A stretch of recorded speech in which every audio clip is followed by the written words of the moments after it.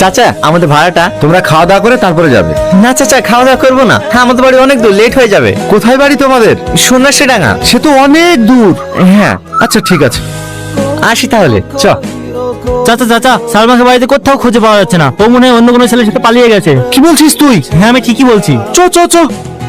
যে বাপ এত কষ্ট করে মেয়ের বিয়ে দিছে, লাখ লাখ টাকার জিনিস কিনছে, আজ দেখ সেই মেয়ে বাপের মুখে চুনকালি মাখিতে চলে গেল। হ্যাঁ রে, এসব মেয়ে থাকার থেকে না থাকা অনেক ভালো। তুই ঠিকই বলিস, চ।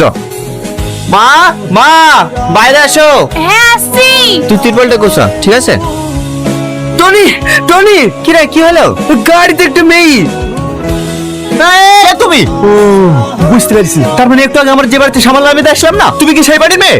হ্যাঁ। নামো শিগগিরি। কি হলো, দাঁড়িয়ে থাকলি যে? নামো। তোমার লজ্জা লাগে রে বিয়ের অসুস্থ করে পালিয়ে আসতে? কি অসভ্য মেয়ে রে, এতক্ষণে মনে হয় বাপ মা খোঁজাখুঁজি শুরু করে দিয়েছে। আর